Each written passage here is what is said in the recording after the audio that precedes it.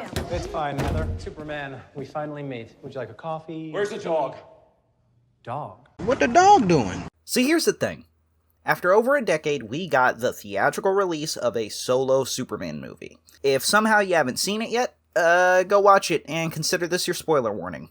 For my quick thoughts on it, I'll say that I love this movie. I love the entire cast, especially Nicholas Hoult's portrayal of Lex Luthor. I love the direction, I love the score, I loved goddamn Mr. Terrific, and I could spend all day talking about this movie and what it meant, both to me as a fan of Superman and someone struggling and in need of hope. But what I want to talk about is one interaction that hasn't left my mind. It's about halfway through the movie. Lois and Clark are having a conversation about everything that's happened in the last 2 days, and eventually it deviates into Lois joking about being a punk, and Clark comments that he's punk rock too. And Lois says, "I question everyone. You think everyone you've ever met is beautiful." And Clark says, "Maybe that's the real punk rock." And as someone who's only slightly less obsessed with music as James Gunn is, I gotta say, I think he makes a good point. I think Superman is the new punk rock.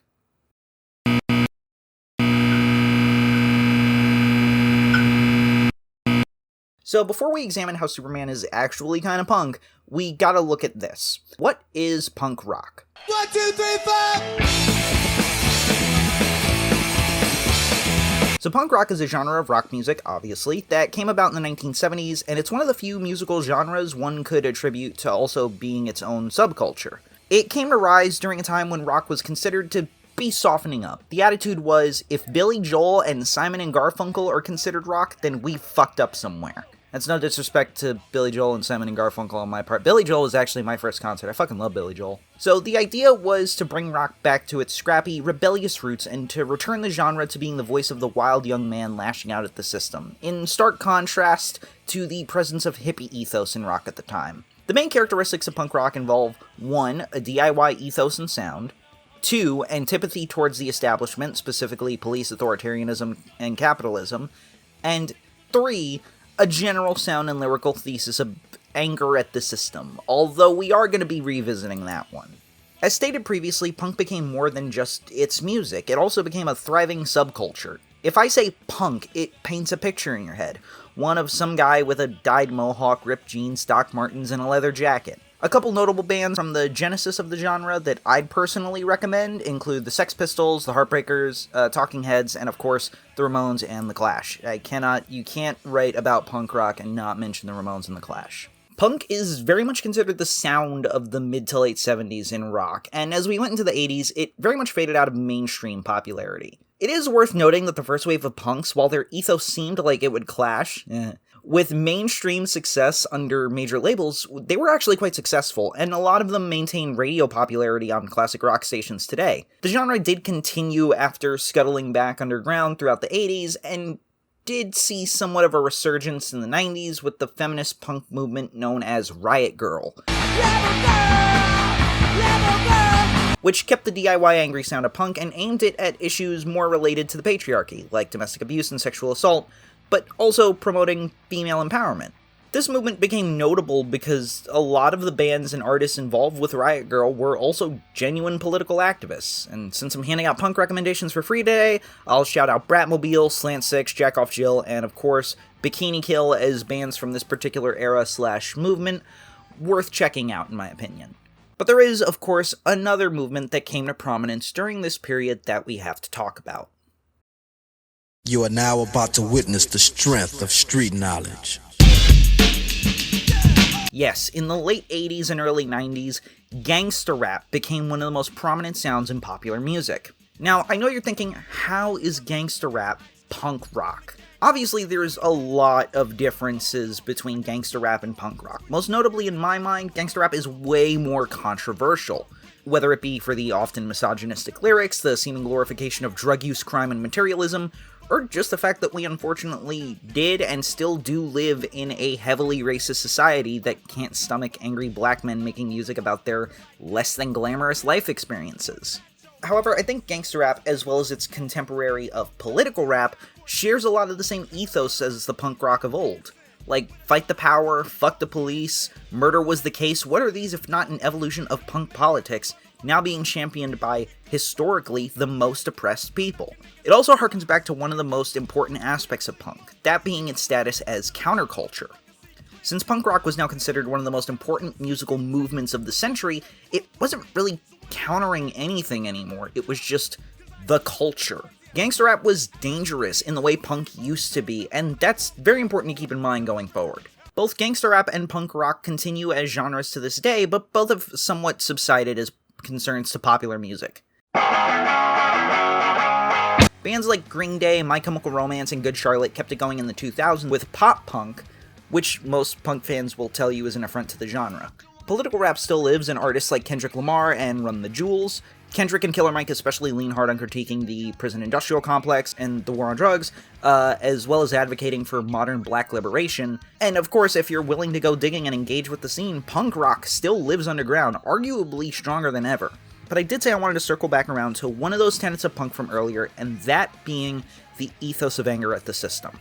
There's this weird stigma within the punk scene that's never really gone away, that if you aren't constantly making political music that's criticizing the government or the world's various injustices, that you're a sellout or a poser. But one thing you see a lot is punk bands making music that isn't explicitly angry at anything. The Ramones are considered one of the greatest punk bands of all time, but their biggest hit, Blitzkrieg Bop, is basically just a party anthem. And bands like the Ramones and Green Day are no strangers to writing love songs. So I don't think anger is the defining ethos of punk.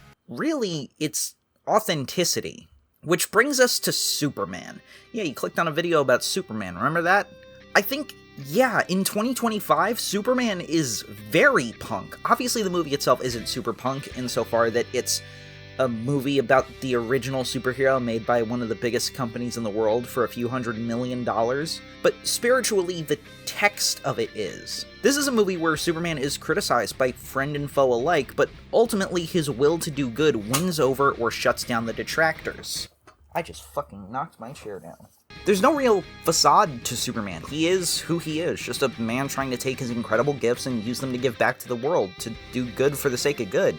He doesn't want to hurt anyone, he doesn't want anything other than for everyone, even evil billionaires and highly destructive kaiju, to live their best lives and to follow his example to create a better tomorrow. And yeah, it does make Clark angry when people don't understand that, but there is something kind of punk about that. He's a generally soft and kind person, but when he's told that doing something purely for the sake of saving lives is wrong, or when someone goes out of their way to do evil just for the sake of evil, he's very much pissed off by it and can't hide it. Superman is purely motivated by love and life, and while I think his sincerity makes him punk, he's also punk because that's, unfortunately, counterculture right now. Every day, I see the world fall a little further, be a little worse to each other. Shit, my day job is customer service, so every time I go into work, I get to experience firsthand just how ugly and unpleasant and needlessly hateful people can be. And then I come home and I get on my phone or turn on the news and I see that same energy in the world at large. I see people with the most power using it to spread fear and hate and just belligerent stupidity at the expense of thousands of lives and millions of opportunities for betterment. And then I go to the movies and I see Superman, a symbol of hope, someone who's told that his purpose in this world was to spread fear and to rule and to take, and yet he chooses to spread love and to lead and to give. And it's just so antithetical to the world around him and the world around us, and it just makes me smile. The final needle drop of Superman is the song Punk Rocker by Swedish band Teddy Bears and vocalist Iggy Pop. Iggy Pop was part of the proto-punk band The Stooges, and both his lyrical ethos and general onstage antics made him a true force of personality, while also paving the way for and inspiring decades of punk to come, even earning him the moniker the Godfather of Punk. I think there's something lovely and poetic about the Godfather of Punk being the voice that closes out the story of the first superhero, and even more so that the song directly points to Superman's greatest ability in its pre-chorus. I'm listening to the music with no fear. You can hear it too, if you're sincere. 'Cause I'm a punk rocker, yes I am. Whoa, hey, it's the end of the video. Real quick, gotta thank the patrons, especially Devrick 5, Did You Get It Guy, Spark Plasma, and Wrestling Fan 99. If you like the video, drop a like, comment, subscribe, share, all that jazz. Check out the other channel that I host on, Cursed Cinema Cube, where me and my friends Josh and Gwen goof on cursed movies. If you want to support the channel financially, then use code Chimera Films in the Fortnite item shop so your purchases send me some kickback. Alternatively, support the channel on Patreon for early access, exclusive videos, and more. And lastly, follow me on Blue Sky, Instagram, and join the Discord or server for updates. Okay, bye!